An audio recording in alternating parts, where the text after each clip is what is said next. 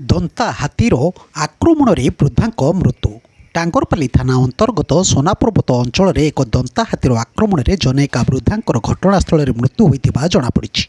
ଖବର ନେବାରେ ଜଣାଯାଇଛି ଯେ ପାନପୋଷ ରେଞ୍ଜ ଅନ୍ତର୍ଗତ ଗଞ୍ଜୁଟଲି ଅଞ୍ଚଳର ଜନୈକା ବୃଦ୍ଧା ମହିଳା ଭୋର ସମୟରେ ଜଙ୍ଗଲକୁ ମହୁଲ ମଞ୍ଜି ସଂଗ୍ରହ ଉଦ୍ଦେଶ୍ୟରେ ଯାଇଥିବା ବେଳେ ଦନ୍ତା ହାତୀର ମୁହାଁମୁହିଁ ହୋଇଥିଲେ। ଫଳରେ ହାତୀ ଆକ୍ରମଣରେ ଶୁକ୍ରମଣି ସମାସୀ 69 ବର୍ଷ ମହିଳାଙ୍କର ଘଟଣାସ୍ଥଳରେ ମୃତ୍ୟୁ ହୋଇଥିଲା।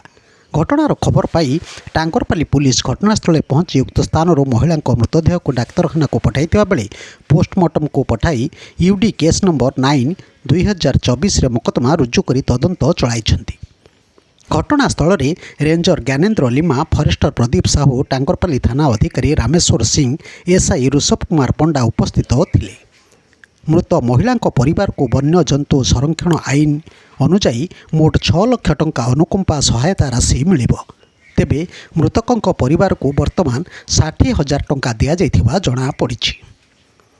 ବ୍ୟୁରୋ ନ୍ୟୁଜ୍ ଓଡ଼ିଶା କଥା ୟୁଟ୍ୟୁବ୍ ଚ୍ୟାନେଲଟିକୁ ଆପଣମାନେ ଦେଖୁଛନ୍ତି, ମତାମତ ଦିଅନ୍ତୁ, ଲାଇକ୍ କରନ୍ତୁ, ସବସ୍କ୍ରାଇବ୍ କରନ୍ତୁ ଓ ସେୟାର ମଧ୍ୟ କରନ୍ତୁ।